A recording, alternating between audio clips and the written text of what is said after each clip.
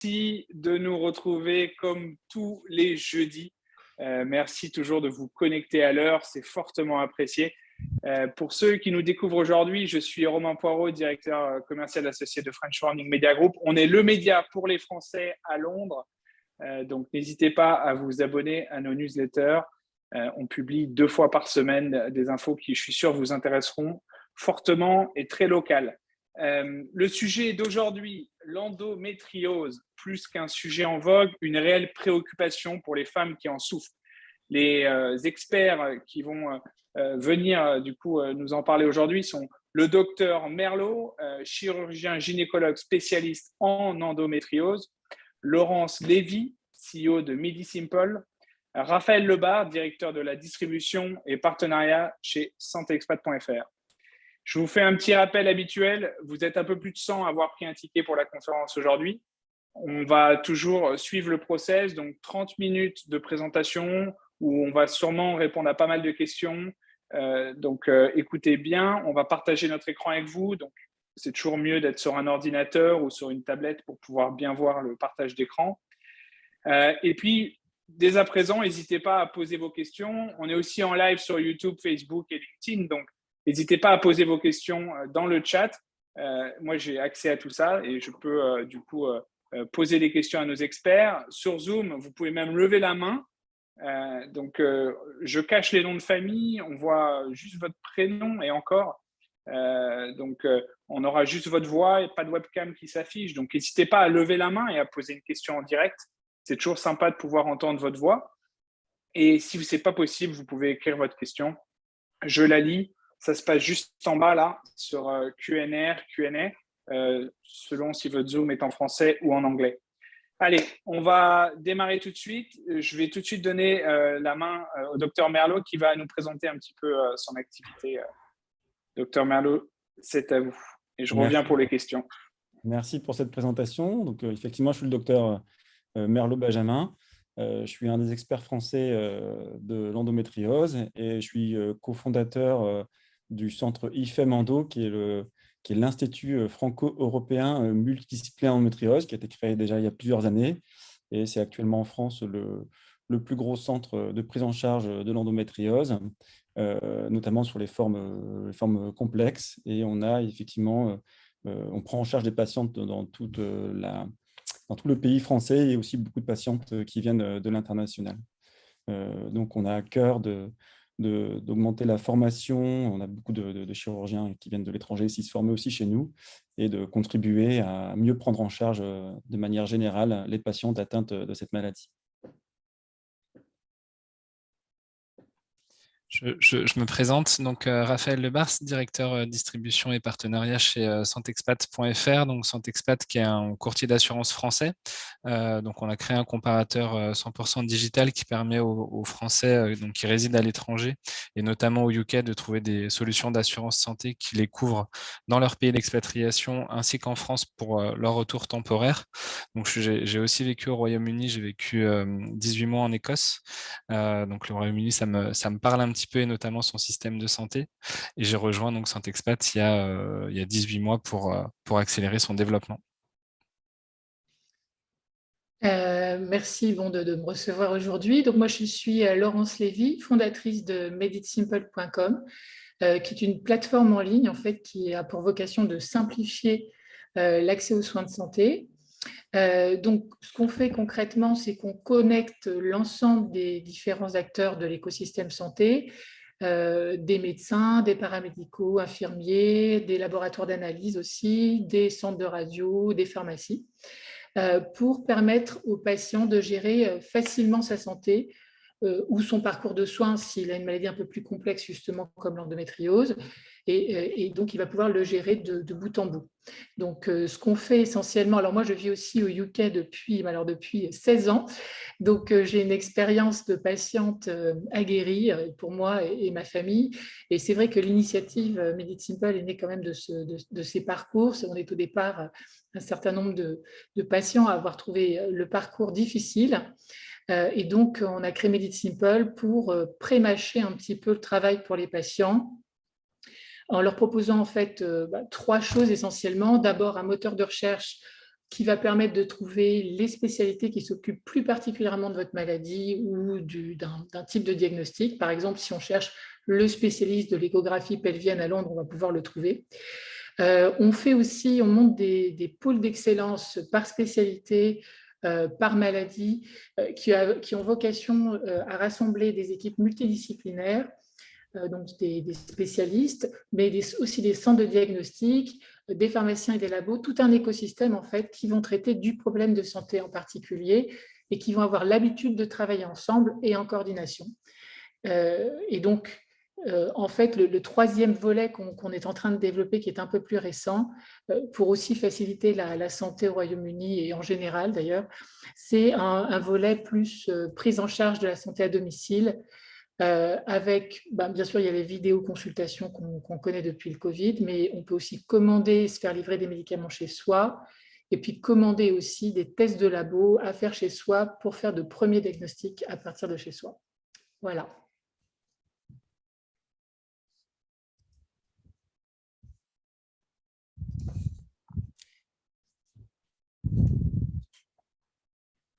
Docteur, je crois que c'est à vous. Ah bon, excusez-moi. Bon, donc le but, la première présentation, c'est de de rappeler quelques idées sur l'endométriose et d'être très simpliste pour passer quelques messages clés. Et puis, bien sûr, je pense qu'on laissera à la fin une belle place aux questions si vous voulez approfondir quelques sujets et avoir des réponses à des choses un peu plus détaillées. Alors, l'endométriose, c'est une pathologie dont on parle beaucoup depuis notamment un peu plus de 10 ans, et bien heureusement, ça devient de plus en plus médiatique et donc ça nous permet de diagnostiquer et d'aider de plus en plus de patientes. Donc, l'endométriose, excusez-moi. L'endométriose, excusez-moi, j'étais un petit peu dérangé. L'endométriose, c'est l'issue de cellules qui ressemblent à des cellules de l'endomètre, donc de l'intérieur de l'utérus, qui vont se retrouver dans une position qui n'est pas tout à fait normale. Voilà. Donc, ce n'est pas des cellules tout à fait identiques aux cellules de règles et qui vont se retrouver dans des positions extra-utérines, donc pas à l'intérieur de l'utérus. C'est la première cause de douleur pelvienne chronique chez la femme, donc avec un impact sur la vie de ces patientes qui peut parfois être majeur dans tous les aspects de leur vie, que ce soit la vie professionnelle, la vie de couple, la vie sociale. Et c'est aussi la première cause de problèmes de fertilité. Donc c'est vrai que cette maladie, qui est quand même fréquente, puisqu'on dit que ça touche entre 10 et 15% des patientes, a un impact sur bien sûr, quasiment de santé publique sur la vie des femmes. Donc ça, c'est pour faire une petite introduction. Quelles sont les théories qui expliquent cette maladie? Donc c'est essentiellement une maladie liée aux règles. Plusieurs théories, je vais être très synthétique. Quelques théories de changement de cellules. Et la théorie principale, c'est la théorie du reflux, qui fait qu'on s'aperçoit que les patientes qui ont l'endométriose ont quasiment toutes un utérus qui se contracte très fort, trop fort, de manière un peu anarchique, et donc vont augmenter le passage des cellules de règles par les trompes dans le ventre. Et ces cellules, une fois qu'elles sont dans le ventre, d'accord, au moment des règles, vont être capables d'entraîner une réaction inflammatoire très importante, d'où les douleurs de règles. Et donc, ces cellules vont être capables au lieu d'être dissipées, lavées, vont être capables de s'agripper et de se développer à leur propre compte sous l'effet de l'œstrogène. Et donc, créer énormément d'adhérence. On peut passer peut-être à la diapo suivante qui explique un petit peu plus ça. Merci. Donc, voilà la théorie un petit peu du reflux, donc l'issue de cellules dans la cavité péritonéale, c'est-à-dire dans le ventre, entre les organes. Ça va se greffer sur un petit tissu qu'on appelle le péritoine, qui est le tissu qui recouvre ces organes. Et donc, sur les organes avoisinants, va proliférer, va créer une inflammation aiguë et donc une inflammation chronique au fur et à mesure des règles. Et là, ça va donner des adhérences entre les tissus digestifs et l'utérus, entre l'utérus, la trompe, les ovaires, ce qui explique bien sûr au fur et à mesure les douleurs et les problèmes de fertilité, car on se retrouve avec des anatomies qui sont plus tout à fait normales. Et puis au fur et à mesure, des nodules peuvent se développer, des kystes sur les ovaires peuvent se développer, et donc aller abîmer les tissus au voisinage. C'est la particularité de cette maladie, c'est qu'elle se développe de manière générale dans le pelvis et qu'on peut avoir des atteintes multi-organes, que ce soit la vessie, le côlon, l'utérus, les ovaires, les trompes, ça peut toucher tout l'ensemble du pelvis. Voilà un petit peu comment ça marche. On peut passer, s'il vous plaît, à la diapositive suivante. Et donc, on peut avoir plusieurs formes d'endométriose. On détecte 3 styles d'endométriose. J'en ai mis 2 sur la diapositive, il y en a 3 différentes. Il y a l'endométriose dite superficielle. L'endométriose superficielle, on peut appeler ça le début de l'endométriose, mais on ne sait pas si ça va évoluer chez certaines patientes plus ou moins loin. Et donc, c'est quelques petites cellules d'endométriose qui vont se greffer sur le péritoine. Donc, c'est le début, c'est quelques petits implants millimétriques qu'on peut voir notamment lorsqu'on fait une célioscopie. C'est tout le problème, c'est que ces formes, elles ne sont pas diagnostiquées par les échographies et pas non plus par les IRM. Donc, on peut avoir des patientes qui ont une échographie, une IRM normale, qui souffrent, et c'est juste une forme superficielle qui ne sera visible qu'en célioscopie. On peut en reparler plus tard. Ensuite, ça les formes évoluées, c'est ce qu'on appelle l'endométriose profonde, quand ces cellules vont se développer et forment des nodules qui vont faire adhérer les tissus entre eux, qui vont faire quasiment proliférer ces nodules et infiltrer des organes de voisinage, notamment l'organe le plus touché, c'est le système digestif, c'est le rectum et la fin du côlon. Donc le rectum et le côlon sigmoïde qui est juste derrière l'utérus, qu'on peut voir sur la diapositive, en arrière de l'utérus. Et donc, elle a infiltré le système digestif, donner des symptômes digestifs très importants, ou en avant, elle a infiltré la vessie et donner aussi des symptômes urinaires. Donc, on va en parler un petit peu comment faire le diagnostic. C'est là où on va évoquer les symptômes. Il y a une dernière forme d'endométriose qui est la forme d'endométriose kystique. Ça veut dire l'endométriose sur les ovaires. Et là, c'est un implant qui va fermer un petit peu l'ovaire sur lui-même. L'implant va se développer dans l'ovaire et faire une forme de kyste, c'est-à-dire avec saigner à son propre compte, et donc avec du sang qui va s'accumuler dans un kyste et donc progresser dans l'ovaire et donc abîmer l'ovaire et donc abîmer la fertilité. C'est la dernière forme d'endométriose. Donc endométriose superficielle, endométriose profonde qui sont plutôt les formes sévères et endométriose des ovaires. Donc je le rappelle un petit peu, voilà. Et donc les localisations les aspects sont donc variables et les localisations sont très variables. C'est ce qui est difficile dans cette maladie, à la fois dans le diagnostic, dans les examens qui vont permettre le diagnostic, qui sont les examens d'échographie ou d'IRM, et également dans la prise en charge, qu'elle soit chirurgicale, c'est que c'est une maladie qui est hétérogène. Et il est difficile de donner une ligne de conduite pour toutes les patientes. Il va à chaque fois falloir avoir une approche personnalisée, parce qu'on n'a pas un style d'endométriose, on a beaucoup de styles d'endométriose. Et à chaque fois, ces styles d'endométriose s'incluent dans la vie des patientes, à certains moments de leur vie, avec un problème de fertilité ou pas, avec certaines douleurs ou pas. Et donc, ce qui est difficile dans la prise en charge, c'est de faire le diagnostic. Déjà, on parle de 7 à 10 ans de retard diagnostique, mais à peu près dans tous les pays européens. Et derrière, la prise en charge ne va pas être facile. La formation, c'est pour ça que ça demande une expertise, ça demande d'avoir de l'expérience, ça demande de voir beaucoup de patientes pour vraiment avoir une approche globale de cette maladie. C'est à la fois le caractère hétérogène et l'hétérogénéité des symptômes. On peut passer à la diapositive suivante. Donc voilà, j'en ai même pas un peu parlé. Juste, on revient un petit peu en détail sur l'endométriose profonde. Ça tient quand même un tiers des patientes qui présentent une endométriose. Donc ça, on parle un peu des formes qui commencent à être sévères. Et donc, on a l'atteinte de la vessie en avant et puis en arrière, qui sont les atteintes les plus fréquentes. Quand une femme se tient debout, en fait, le sang va s'accumuler, ce qu'on appelle sur le cul-de-sac de Douglas, qui est la région entre le fond du vagin, l'utérus et le rectum. C'est là où le sang, le point le plus bas du ventre, se situe sur le cul-de-sac de Douglas. Et donc, cela va s'accumuler ces cellules, ces règles, et donc ces cellules qui vont se développer, ce qu'on appelle les atteintes postérieures. Et c'est pour ça que le tissu digestif est l'organe le plus touché après l'utérus et va donner ces symptômes digestifs et ces douleurs pendant les rapports qui sont un des critères, un des signes les plus fréquents dans l'endométriose. On va y venir sur les diapositives suivantes, s'il vous plaît. Voilà, donc les symptômes, il y a un petit moyen mnémotechnique pour, quand on fait la formation à tous les médecins, notamment les médecins généralistes, les sages-femmes en France ou à d'autres protagonistes de la santé de la femme en France, on appelle ça les 5 D. Donc le premier D, c'est la dysménorrhée. Ça commence souvent par là, c'est-à-dire la douleur des règles. Plutôt les douleurs, ce qui peut donner un petit peu, nous faire tendre l'oreille lors de la consultation. C'est des douleurs qui vont apparaître en fin de règle, qui parfois résistent à certains antalgiques, dont l'intensité va être très forte, qui va occasionner la prise de médicaments, d'anti-inflammatoires, d'antalgiques, et même avoir une répercussion sur la vie sociale avec une difficulté au travail pendant cette période. Le deuxième symptôme le plus important, c'est les dyspareunies, c'est-à-dire les douleurs pendant les rapports, qui touchent beaucoup de patientes par, je vous ai dit, l'atteinte au niveau du cul-de-sac de Douglas. C'est dû à l'atteinte anatomique de l'endométriose, notamment la forme profonde. Donc, ça donne des douleurs au fond du vagin pendant les rapports.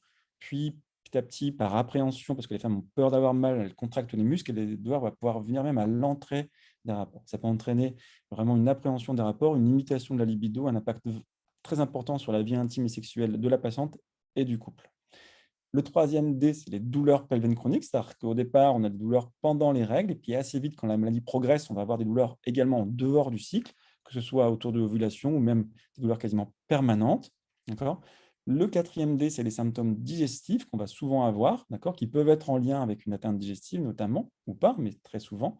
Donc avec des symptômes désagréables, notamment pendant les règles, avec des diarrhées cataméniales. Parfois, on se retrouve avec des patients qui ont 4, 5, 6 selles par jour pendant les règles, de manière un peu urgente, qui passent beaucoup de temps aux toilettes, des douleurs au passage des selles, des difficultés pour aller à la selle, et puis parfois une alternance de diarrhée pendant les règles, de constipation dehors qui vraiment les impactent dans leur vie quotidienne. Le cinquième D, le dernier, qui est un peu moins fréquent, c'est le problème urinaire, ce qu'on appelle les dysuries. Et donc, la dysurie, c'est la difficulté à uriner, notamment pendant les règles. Donc, c'est tout ce qui va se tourner autour des symptômes urinaires, la douleur à la miction, la douleur au remplissage vésical et les difficultés à uriner. Vous m'entendez toujours bien? Oui? Oui, très bien. Donc, pour aller un petit peu plus, pour creuser un petit peu dans les symptômes, la difficulté de l'endométriose, encore une fois, et c'est pour ça que je vous dis, ça demande une expérience, c'est que ce n'est pas parce qu'une patiente a une atteinte majeure qu'elle va avoir des symptômes majeurs. Donc, la puissance des symptômes n'est pas forcément corrélée à l'anatomie ni à l'intensité de la maladie. Donc, je trouve avec des patientes qui ont des endométrioses sévères, avec des organes lésés comme le rectum, l'urtère qui contrôlent le rein, la vessie, avec des patientes qui ont déjà un rein qui ne fonctionne plus avec l'endométriose et pourtant, elles ne sont pas symptomatiques, raison pour laquelle on le dépiste très tard lorsque l'endométriose a fait des dégâts importants. Et puis, on se retrouve avec une patiente qui a une endométriose très superficielle, comme je vous l'ai montré, une forme d'endométriose superficielle, donc peu importante, et qui pourtant va avoir des symptômes très invalidants. Donc, méfiance un petit peu, ne pas corréler la gravité de la maladie à l'importance des symptômes. Je reprends un petit peu les symptômes, c'est déjà pour insister. Donc, les dysménorrhées, les dyspareunies, les troubles digestifs, et puis les symptômes urinaires. Et le dernier symptôme, parce qu'on peut parler d'un symptôme, ça va être le problème de fertilité, l'hypo ou l'infertilité, qui va être un symptôme majeur. On estime que quand une patiente est infertile, dans 30 à 40%, la première cause, c'est l'endométriose. Donc vraiment une cause majeure de problème de fertilité, la première cause en termes de fréquence. Alors maintenant, comment faire le diagnostic une fois qu'on a été interrogé sur ces symptômes, qu'on a compris que ces symptômes n'étaient pas une vie normale, parce que c'est le cheminement de ces dernières années, la médiatisation et la libération enfin de la parole des femmes qui ont pu exprimer ces douleurs de règles comme quelque chose de pas normal, ou d'avoir des douleurs dans les rapports comme quelque chose de pas tout à fait normal non plus, qui nous aident, médecins, à dire quelque chose cloche et on va faire des investigations. Ça permet aussi d'augmenter le diagnostic, cette façon de se déclarer, de déclarer des symptômes, de savoir que ces symptômes ne sont pas normaux, permet aussi d'augmenter le diagnostic. Donc, le message, c'est que ça n'est pas normal d'avoir des douleurs très importantes pendant les règles.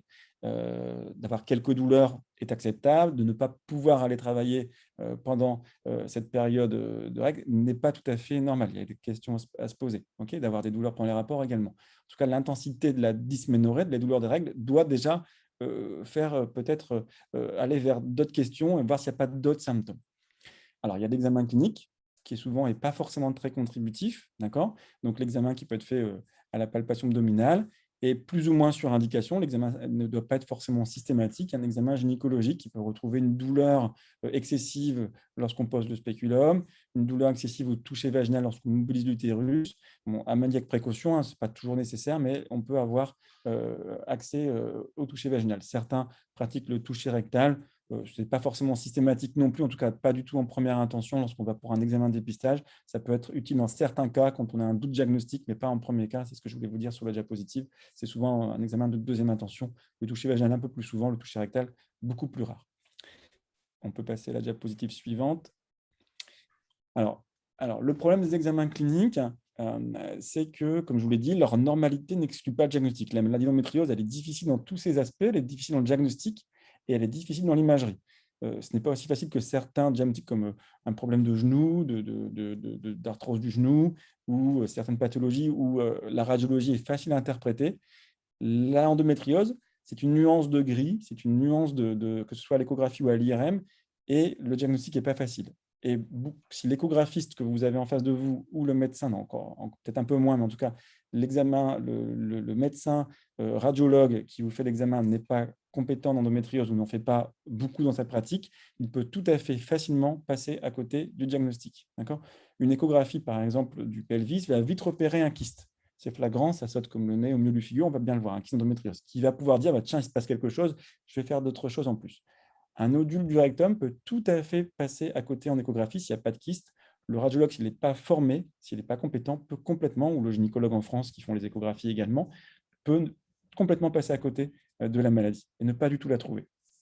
Il ne faut pas s'arrêter, en tout cas si l'examen n'est pas fait par un médecin référent, d'accord ? Et c'est là le but où en France, on va essayer de former de plus en plus de radiologues à cette pathologie, ne pas s'arrêter à un examen, notamment en échographie normale. Voilà. L'IRM, qui est souvent un examen soit de première, soit de deuxième intention, ça dépend un petit peu à quel point on pense au diagnostic. C'est un examen un petit peu plus fiable, parce qu'on voit un peu plus les lésions, notamment d'endométriose profonde, et surtout, c'est un examen qui peut être relu. L'échographie, c'est un examen qui se fait en pratique, c'est un examen dynamique, et impossible de revoir les images ensuite et de les réinterpréter. L'IRM, quand on a les images, nous, on fait beaucoup de relectures de patientes, par exemple à l'étranger ou même en France, qui nous envoient leur dossier, et on passe beaucoup de temps à relire les images, à nous demander qu'elles nous envoient les images en fichier sécurisé, comprimé. Nous, on a des logiciels pour relire les images, et on se rend compte que parfois, on a une interprétation un petit peu différente. L'avantage, c'est qu'on peut les relire. Donc, l'IRM est très important dans le diagnostic de cette maladie. Pour nous, c'est un examen crucial pour en faire le diagnostic et voir un petit peu à quel point les organes peuvent être touchés, où sont placés l'endométriose, et à quel point ça peut affecter la fertilité ou les douleurs. Et puis après, il y a des examens de deuxième intention qui sont faits là quand on a vraiment eu le diagnostic et quand on va aller plus loin, qui sont selon les équipes, qui sont l'échographie au niveau du rectum, le coloscanner. Dans le bilan de fertilité, on va pouvoir examiner les trompes par un hystérosalpingographie. Et quand il y a un doute diagnostic, je dis bien quand il y a un doute diagnostic, la célioscopie, c'est-à-dire d'aller mettre une caméra dans le ventre pour voir ce qui se passe, n'est pas du tout systématique. Elle n'est pas recommandée en première intention. C'est quand on a des patientes chez qui on pense aux symptômes, que les examens sont normaux, mais pourtant on pense à la maladie, et donc on s'y perd un peu. La célioscopie peut avoir un intérêt, mais pas de manière systématique. En tout cas, ce n'est pas une recommandation en France. On peut passer à la diapositive suivante, s'il vous plaît.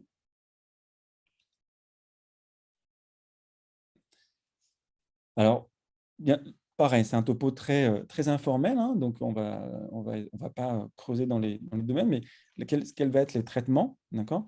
Donc, tout va dépendre du parcours de la patiente. Il y a un critère qui est important, est-ce qu'il y a un désir de grossesse ou pas ? Et donc, du coup, on va avoir vraiment deux trames différentes de traitement, d'accord ? À chaque fois, il faut avoir quand même un médecin qui connaît la maladie pour vous aiguiller un petit peu dans notamment si un parcours de fertilité. Le premier objectif, c'est de réduire les douleurs et donc de réduire l'inflammation et donc de réduire ce qui cause cette pathologie, c'est-à-dire les règles. Donc, c'est obtenir l'aménorrhée, pas la ménopause, qui est souvent confondue par la patiente. La ménopause, c'est une absence d'hormones totale.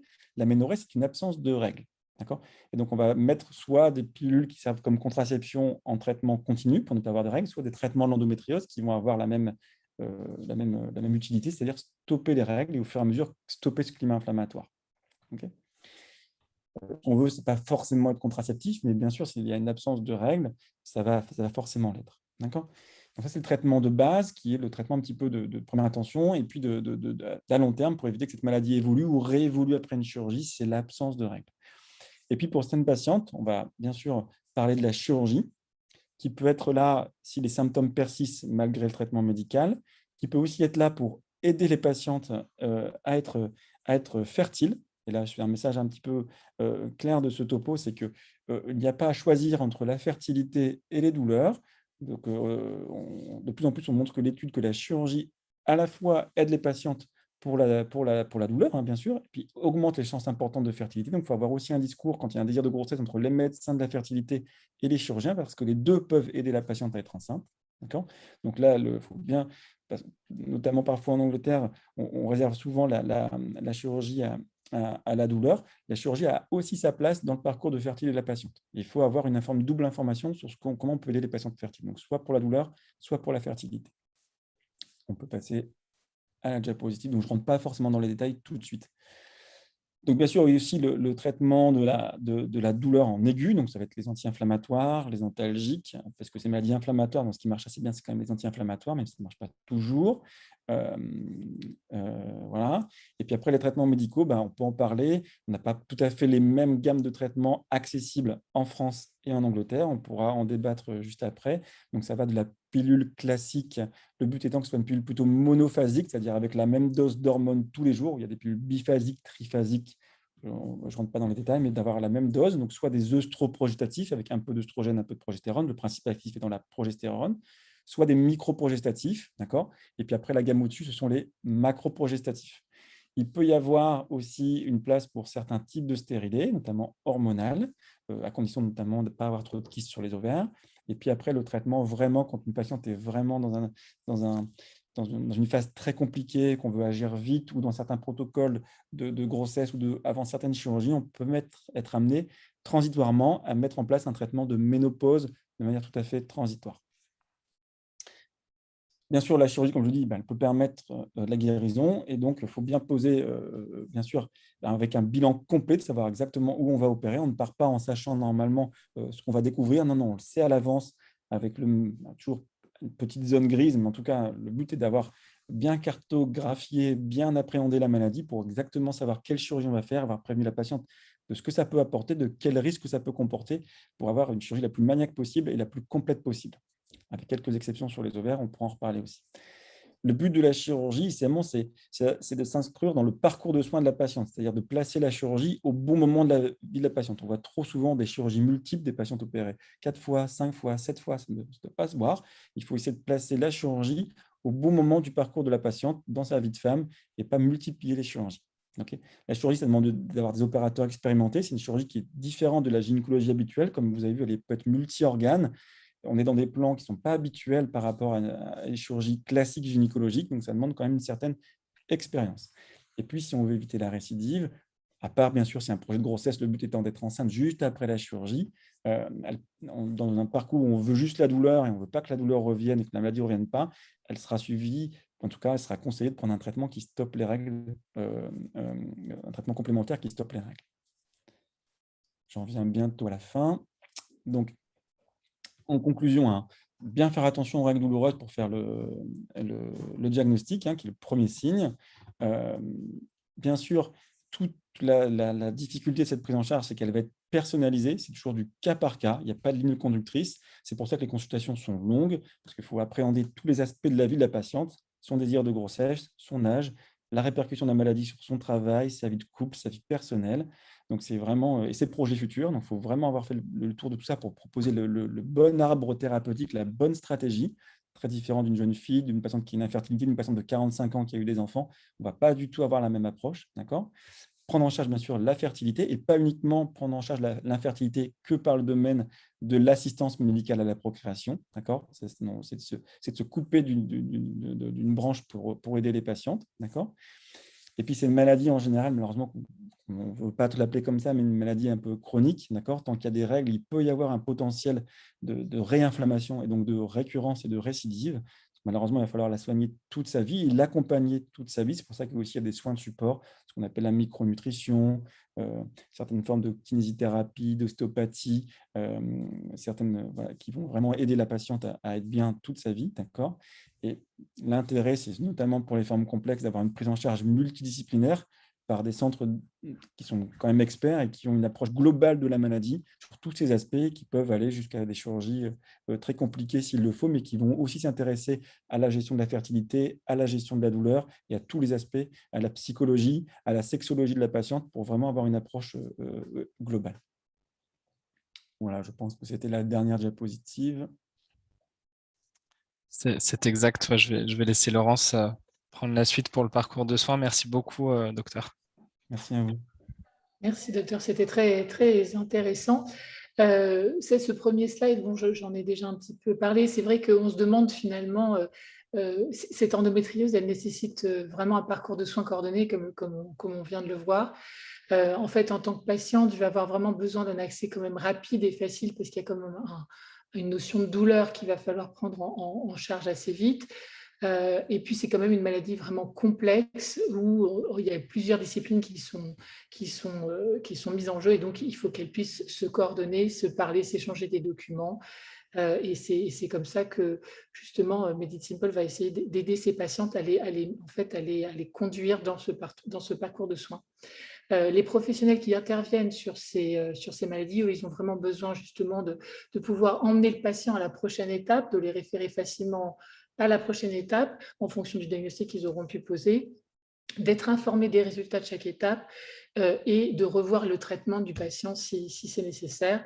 Et puis, bien sûr, il y a une notion de coût derrière tout ça qui est vraiment spécifique, peut-être encore plus en Angleterre, et qui finalement sous-tend un peu aussi les retards de diagnostic de certaines patientes ici en Angleterre, puisque le NHS, effectivement, on ne paye pas, mais comme je l'expliquerai un tout petit peu plus tard, on a quand même des délais de prise en charge qui sont trop longs.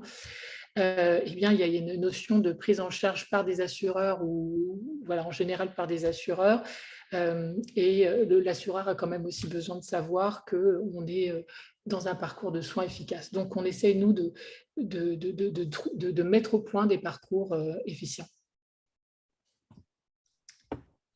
Alors, le parcours NHS, en fait, est très bien. En fait, il ressemble beaucoup à ce qu'a dit le docteur Merlot. Il fait état des différentes étapes. On peut pas lui reprocher sa qualité. Ce qu'on peut éventuellement lui reprocher, c'est les délais de prise en charge qui sont beaucoup trop longs. Donc, comment ça se passe concrètement ? Sauf si on a un peu de chance, on peut en avoir. Hein. Mais bon, voilà comment ça se passe concrètement. On arrive chez son GP, on lui parle une première fois, on doit retourner pour lui parler de la même chose une deuxième fois, troisième fois, parfois jusqu'à une quatrième fois. Et c'est là qu'il se dit, oui, bon, il y a quand même un soupçon d'endométriose, il faut que je l'envoie, il faut que j'envoie cette patiente faire un examen. En général, il commence par une échographie ou éventuellement une IRM. Et là, pour avoir l'IRM, il faut encore 6 mois. Et puis le délai pour avoir une chirurgie éventuelle, alors on est plutôt sur du 12-18 mois. Donc on voit que la patiente, entre-temps, elle a soit pas pu tomber enceinte alors qu'elle voulait l'être, et en tout cas, elle est restée avec des douleurs compliquées. Donc il n'y a pas de rapidité dans les parcours, dans les soins programmés. En fait, dans le NHS, malheureusement, c'est souvent le problème. Donc, c'est pour ça qu'on a mis au point un parcours de soins privé qui fait appel au privé et qui est beaucoup plus rapide. Si tu veux. Voilà. Et donc, c'est un parcours pour lequel, en fait, on arrive à mobiliser un certain nombre de compétences diverses. Donc, finalement, comment on rentre dans ce parcours de soins ? En Angleterre, la différence avec la France, c'est qu'il n'y a pas de gynéco médicaux. Il y a soit un généraliste spécialisé dans la santé de la femme, donc un GP spécialisé dans la santé de la femme, ou carrément un gynéco-obstétricien, donc un chirurgien en fait. Donc il n'y a pas l'intermédiaire comme en France. Donc finalement, quand on rentre dans un parcours de soins de type endométriose en Angleterre, on est obligé de rentrer par le GP spécialisé en santé de la femme. Donc ce GP, qu'est-ce qu'il fait ? Il a le droit de faire tout ce que fait un gynéco, enfin peut-être pas tout, mais il fait beaucoup de choses de ce que fait un gynéco médical en France, c'est-à-dire qu'il peut faire des examens de première intention, il peut prescrire des traitements hormonaux, il va prescrire aussi des anti-inflammatoires et des antalgiques. Et ça, il va prendre en charge la patiente pendant... C'est la première chose qu'il va faire, il va lui donner ce traitement et il va attendre environ 3 mois pour que ça fasse un peu effet et voir si la patiente, à la fin de ces 3 mois, elle va mieux ou elle ne va pas mieux. Si elle a toujours ces mêmes douleurs, à ce moment-là, la patiente va retourner chez son gynéco. Donc, pour la partie médicaments, donc nous, en fait, en Angleterre, on permet au GP d'envoyer directement l'ordonnance à la pharmacie pour que les médicaments soient livrés à domicile. Donc ça, c'est plus un problème logistique. Et donc, en fait, une fois que la patiente a fait son traitement hormonal et si ça ne fonctionne pas, elle retourne voir son GP spécialisé en santé de la femme.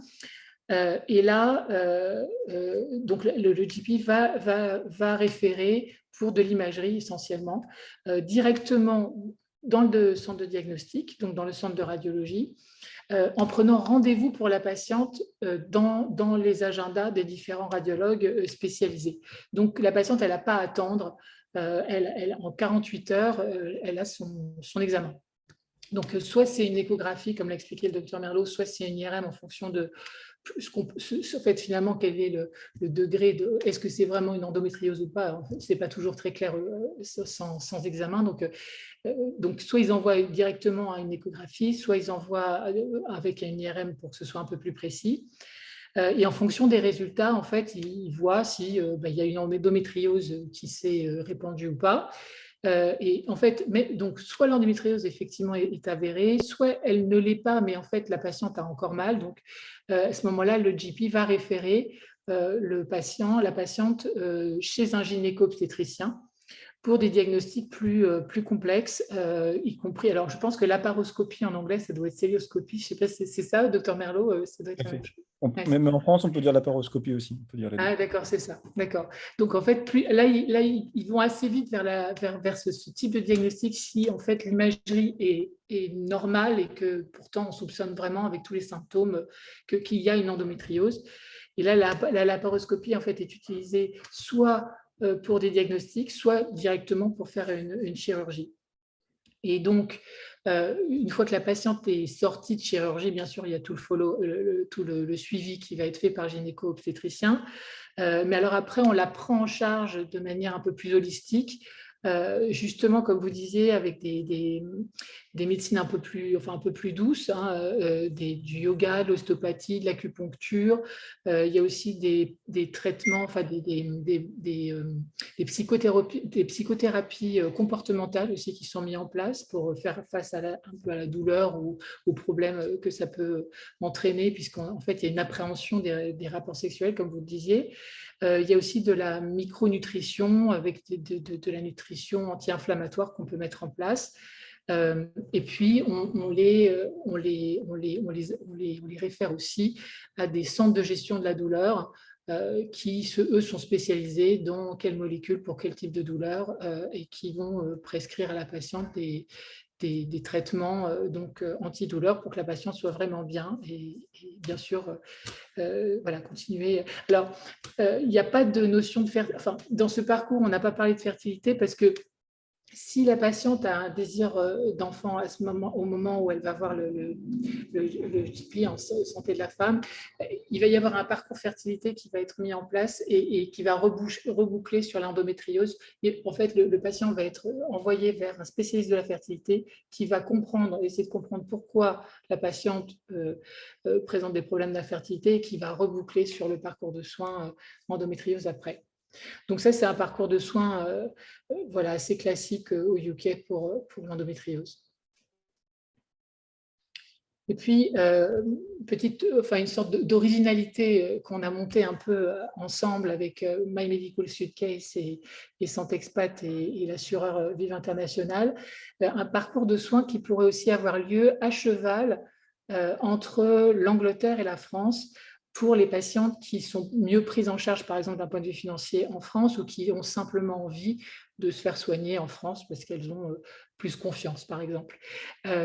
Donc, en fait, le parcours de soins, puisque les patientes sont en Angleterre, commence quand même par ce GP spécialisé en santé de la femme, qui va quand même mettre en place le traitement hormonal et le traitement anti-inflammatoire et antidouleur pendant quelques mois. Voir si ça va mieux. Si ça ne va pas mieux, à ce moment-là, la patiente retourne voir le GP spécialisé qui va mettre la patiente en contact avec un coordinateur français qui, lui, va être responsable d'organiser à ce moment-là les soins de la patiente en France. Donc, soit finalement, la patiente veut continuer à faire un peu d'imagerie en Angleterre et elle continue, et à ce moment-là, l'imagerie va être envoyée en France au gynéco-obstétricien français, soit en fait, elle décide de faire l'imagerie aussi en France et la gynéco-obstétrique et voir un gynéco-obstétricien en France. Donc ça, c'est organisé par un coordinateur en France qui va piloter un peu la patiente à l'intérieur du parcours de soins français. Et puis, une fois finalement les traitements mis en place et en espérant que ça aille mieux, on récupère la patiente en Angleterre pour un suivi plus holistique, comme j'expliquais tout à l'heure, avec une partie un peu plus médecine un peu plus douce, du management de la douleur quand même, et un suivi toujours par ce GP spécialisé qui va sans doute mettre en place un traitement hormonal s'il n'y a pas de problème de fertilité, enfin de questions de fertilité. Voilà.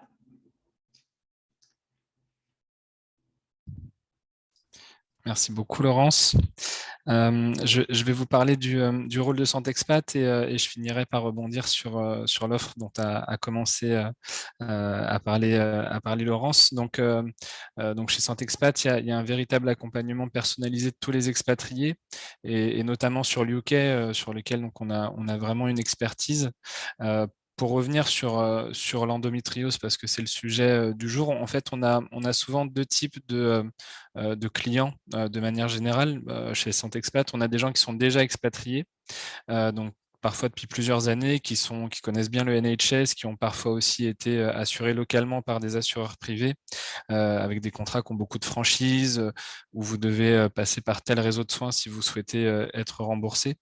Et on a des clients qui ont jamais été expatriés, qui vont s'expatrier pour la première fois, qui n'ont connu que la sécurité sociale, les mutuelles et le système français qui finalement, au moins au niveau des remboursements, est très vertueux parce qu'on a finalement rarement de mauvaises surprises. On s'occupe plutôt de comment se soigner et pas de combien ça va me coûter, quoi. Alors que c'est un véritable sujet au UK, notamment dans le système privé qui est très onéreux. Le NHS, c'est en effet gratuit ou offert par l'État anglais, mais le système privé, lui, il a un coût qui est très important. Et pour les personnes donc, qui sont atteintes d'endométriose, là où le conseil est très important de la part d'un courtier d'assurance comme Santexpat, c'est que là aussi, il y a deux scénarios. Soit la personne qui nous contacte est déjà atteinte d'endométriose, ça a déjà été diagnostiqué, auquel cas, il y a un véritable devoir de conseil pour nous de l'accompagner vers la solution qui va prendre en charge cette endométriose, parce que sur ce système d'assurance santé internationale, puisqu'on est sur un système d'assurance privée, il y a toujours des questionnaires de santé à l'adhésion, chose que nous, on ne connaît pas en France avec les complémentaires santé. Donc, on va devoir, nous, en tant que courtier et avec l'expertise qu'on a du marché, plutôt diriger cette personne vers des assureurs qui sont en capacité de prendre en charge cette endométriose, soit avec des solutions qu'on appelle au premier euro, c'est-à-dire que c'est l'assureur tout seul qui prend en charge tout soin qui pourrait être en lien avec l'endométriose ou autre chose d'ailleurs, soit en complément de la CFE. Donc la CFE, c'est la Caisse des Français de l'étranger, c'est la continuité de la sécurité sociale française pour les Français qui résident à l'étranger. Et ça permet donc à nos compatriotes d'être en tout cas remboursés en partie des soins faits à l'étranger, et y compris des soins lors de leur retour temporaire en France. Et la CFE n'a pas de questionnaire de santé et reconnaît par exemple les affections longue durée et les maladies chroniques. Donc l'idée vraiment de Santexpat sur l'UK, c'est d'accompagner donc les expatriés sur une couverture sur place et en France, parce qu'on sait qu'il y a il y a une proximité géographique entre les deux pays. Donc quand on est expat dans un pays plus lointain comme l'Asie ou l'Amérique du Nord, on a moins tendance à se poser la question d'un second avis médical en France ou de retour temporaire pour se soigner.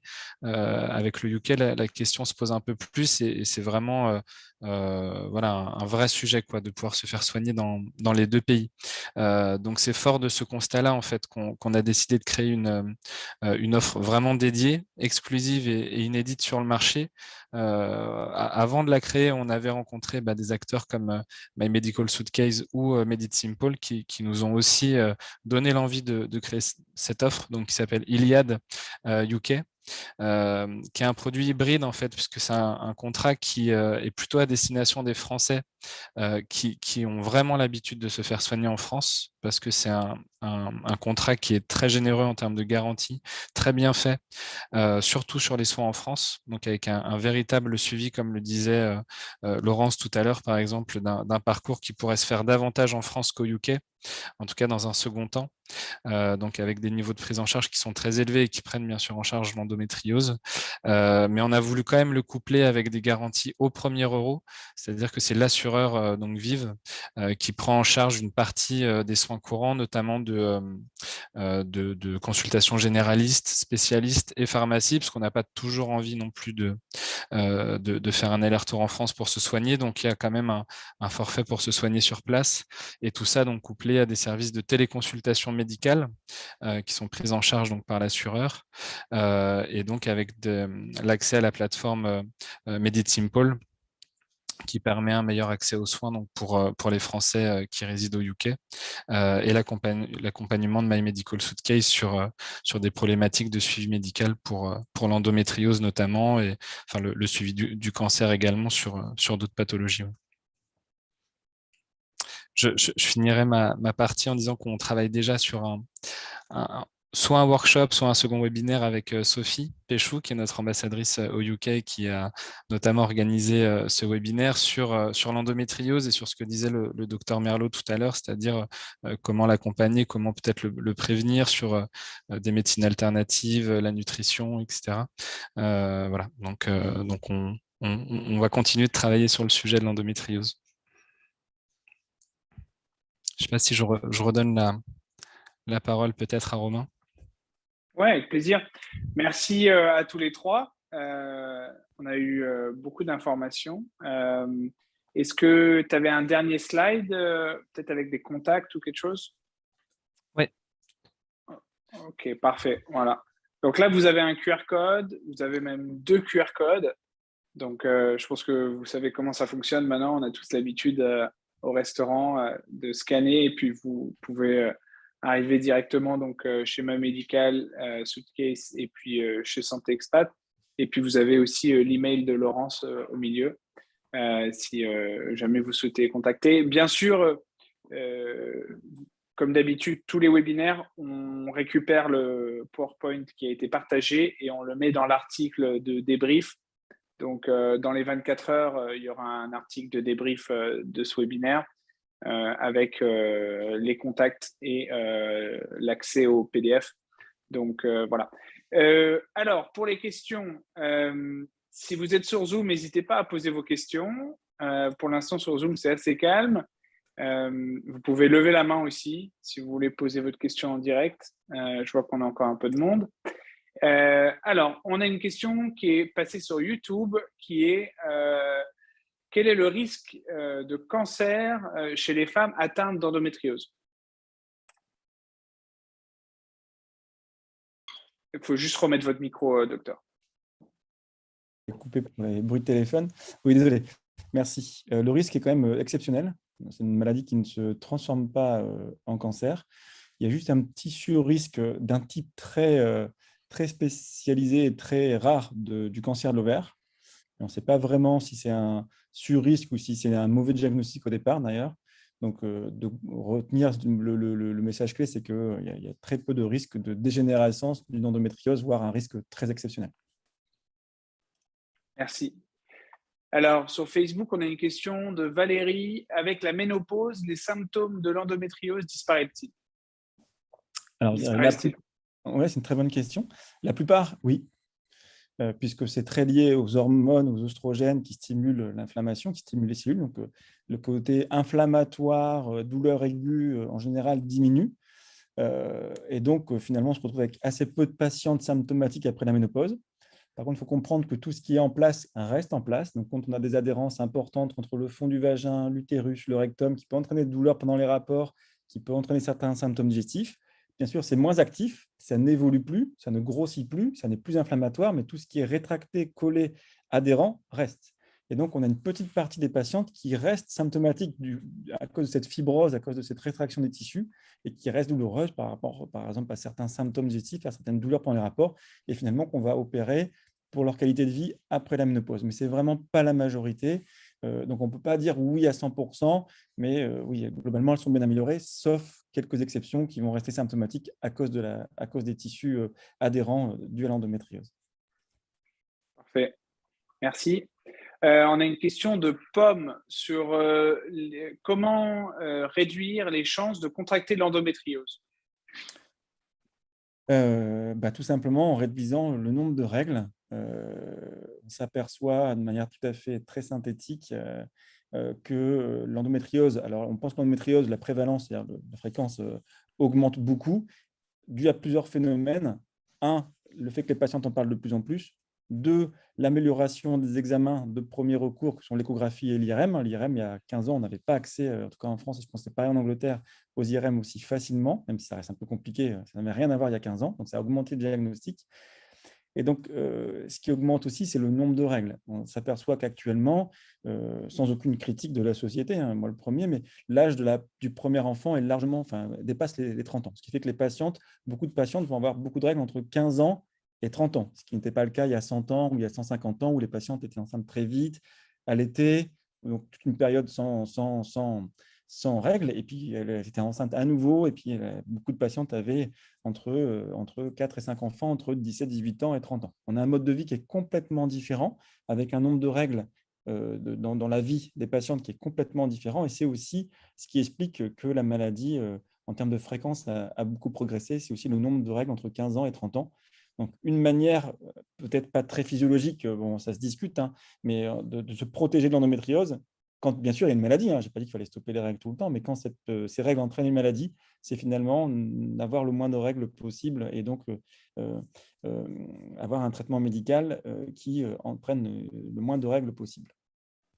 Ou faire des enfants jeunes.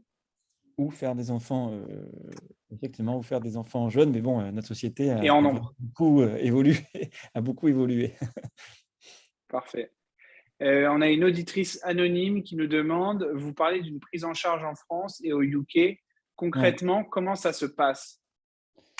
La question est plutôt sur la différence de prise en charge ou sur globalement comment ça se passe en France? Sur le parcours, peut-être? Oui. Concrètement, oui. Concrètement, les parcours ne sont pas très différents. La seule différence entre l'Angleterre, c'est que les patientes peuvent très facilement choisir quel médecin généraliste elles vont voir, quel sage-femme, quel gynéco ou quel gynécologue obstétricien. Je crois que c'est un petit peu plus organisé en Angleterre différemment. Et donc, on a parfois des délais dans le privé qui sont un petit peu plus, qui sont un peu plus rapides. Le parcours de soins en patiente ressemble pas mal à ça. Il y a une consultation. La différence en France, mais ça, c'est une exception française, c'est qu'il y a des gynécologues médicaux. Donc, des gynécologues qui sont spécialisés dans le diagnostic, le suivi des patientes, ce qui amène sans doute souvent un petit plus, hein, parce qu'elles ne font que ça. Et donc, ces patientes réfèrent les endométrioses quand elles sont un peu dépassées ou quand elles voient que l'imagerie est compliquée à des spécialistes. Voilà. Ça change beaucoup en France parce qu'on est en train de tout réorganiser. Moi, je suis le coordinateur de la filière Nouvelle-Aquitaine. Donc, on commence à avoir des filières par région qui sont en train de s'organiser sur des niveaux de soins de premier, deuxième, troisième recours. Nous, on est un centre d'excellence, on a été accrédité, etc. On s'occupe beaucoup des formes, de toutes les formes d'endométriose, mais notamment des formes plus sévères.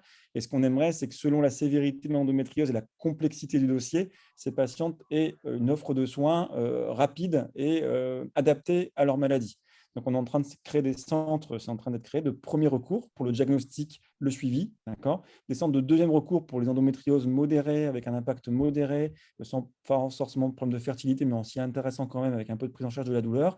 Et des centres de troisième recours, on va être labellisé là prochainement, pour tout ce qui est compliqué, des endométrioses qui sont compliquées à gérer, des chirurgies compliquées à gérer ou des dossiers de fertilité à gérer. Donc, on est en train de hiérarchiser les soins selon la complexité de la prise en charge.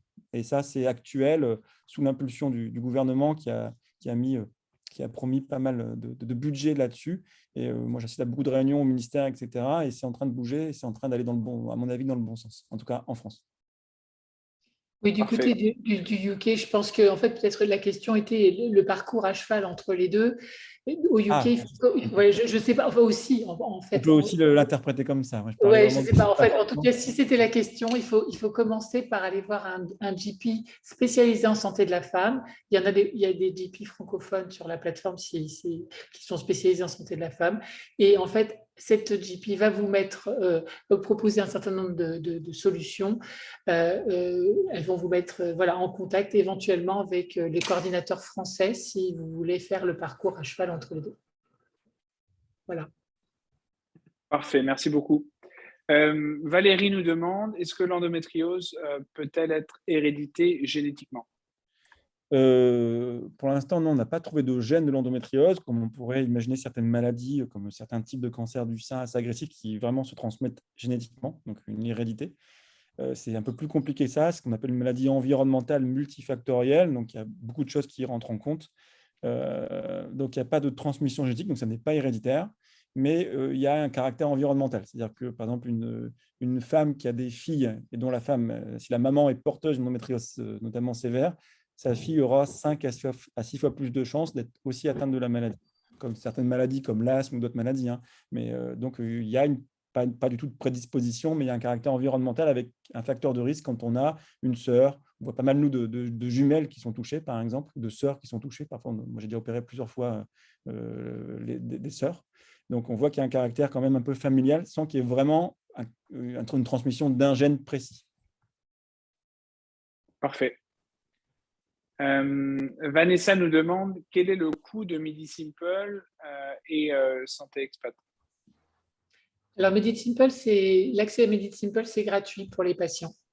Ce qui n'est pas gratuit, effectivement, ce sont les soins qu'il y a dans ce parcours. Et là, justement, je pense qu'il faut reparler à Raphaël pour qu'il explique à nouveau comment c'est pris en charge par les différents types de contrats. Si la patiente veut aller dans les NHS, c'est gratuit, mais bon, nos parcours de soins sont des parcours de soins dans le privé parce qu'ils vont beaucoup plus vite que les parcours de soins du NHS, pris en charge par des assureurs, comme l'expliquait Raphaël tout à l'heure.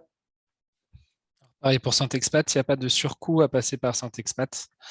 C'est totalement… en fait, nous, on est commissionné par les assureurs. Donc, le coût de l'assurance, lui, varie en fonction de l'âge du pays d'expatriation. Donc là, en l'occurrence, le UK, qui est un pays assez cher en termes de coûts de santé, et des garanties qui sont souscrites. Et pour revenir donc sur l'offre, parce que j'ai vu qu'on avait une question aussi sur comment fonctionne cette nouvelle offre concrètement. Donc ça fonctionne comme une complémentaire, donc en complément de la Caisse des Français de l'étranger pour tous les soins qui sont faits en France, comme une mutuelle assez classique finalement. C'est-à-dire que si vous êtes déjà affilié à la CFE, ça va fonctionner comme une complémentaire classique pour les soins en France et c'est l'assureur tout seul qui va vous rembourser lorsque vous aurez des soins au UK.